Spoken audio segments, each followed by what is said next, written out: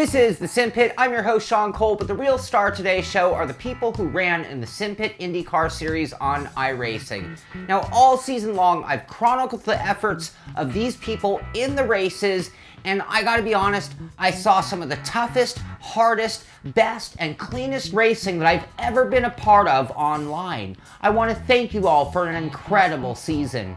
Now, before I get down to business, I want to give you a brief recap on how the final event of the season played out at Las Vegas.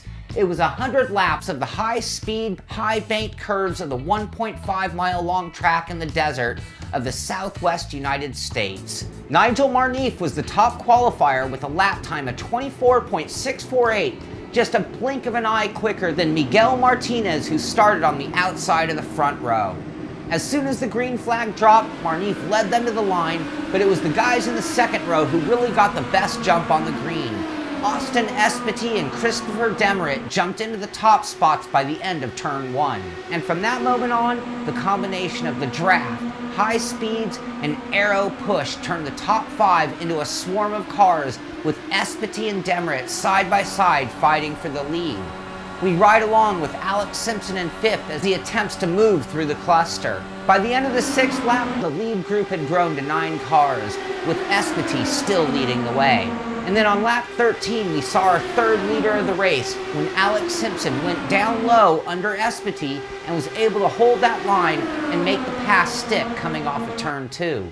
By lap 22, things had finally started to string out a bit, with Simpson still in the lead, and that is when Marneffe made his move, passed Simpson down low, and took back the lead of the race. A lap later, Simpson would return the favor to the outside. And then a lap after that, Marneffe again to the front on the inside, again going into turn 3. And again, a lap later, you guessed it, Simpson to the front again on the outside. And again, Marneffe, Simpson, Marneffe, Simpson. By the 1/3 mark of the race, these two were still fighting it out, with Dave Judson running in 3rd, Christopher Demeritte was in 4th, and Rob Unglenix rounded out the top 5. Up front, more of the same. Simpson, Marneffe, Simpson. But on lap 44, Marneffe got by Simpson on the outside, and this time after the pass, each lap his margins started to grow over Simpson.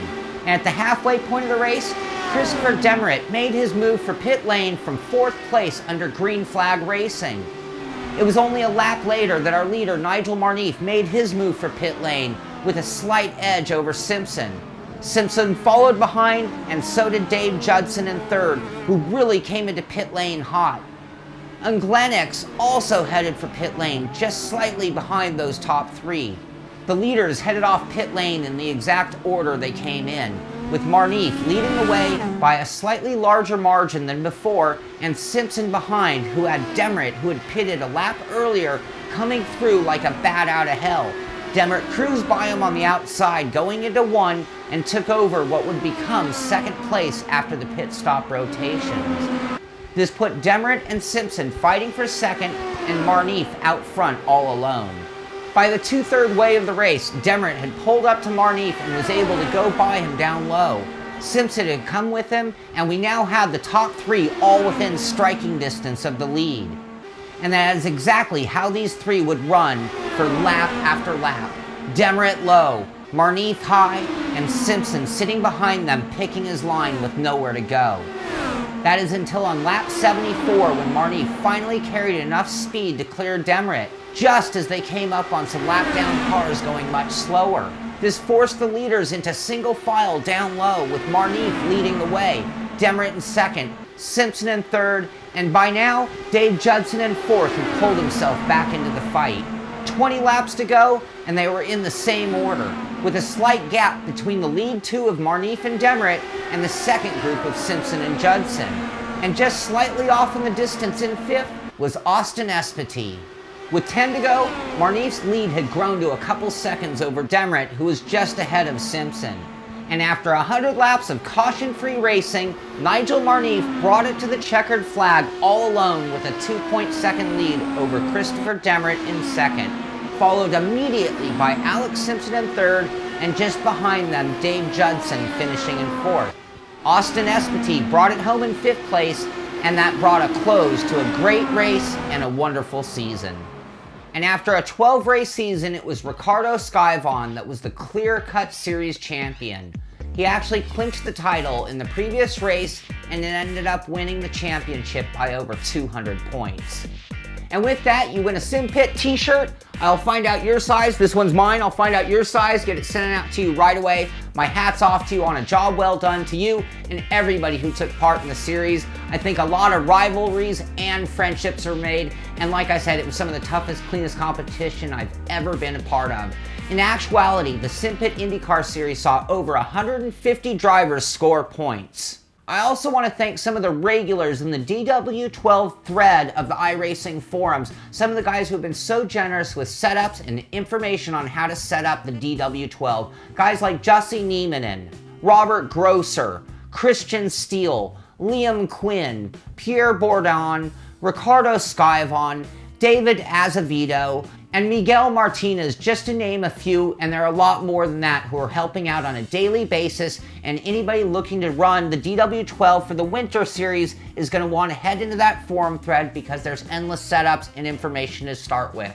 So moving forward for next season, iRacing has changed things up a bit. For the IndyCar Combined Winter Series, it's actually going to be a 25-week-long season. They've also moved the car to C-Class and will have the qualifying for each race attached to the session. No more qualifying every hour to get the perfect lap. You're now going to have to qualify for each race you participate in.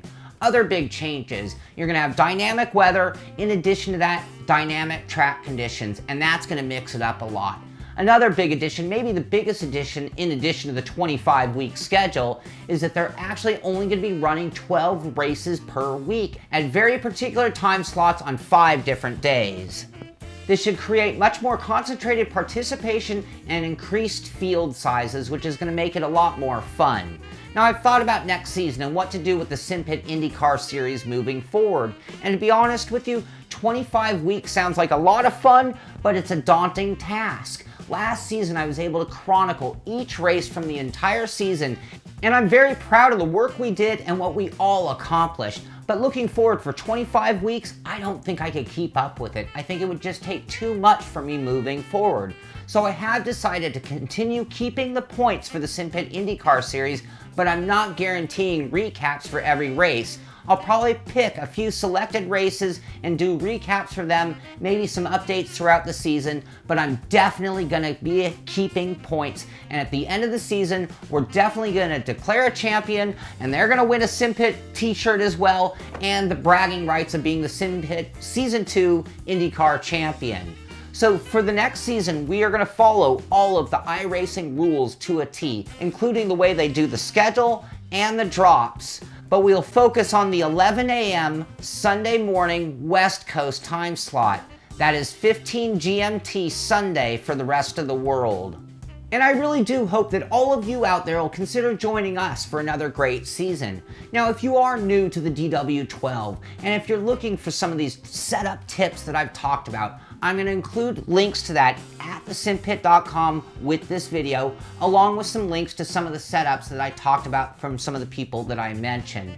So that should help you out a little bit, and if you need more help, just become part of that community. Get into the DW12 forums, talk, get into the practice room, be friendly, tell people you're looking for setup or needing help, and you're going to find that people are a little more generous than you think they would be. It's really a great crew.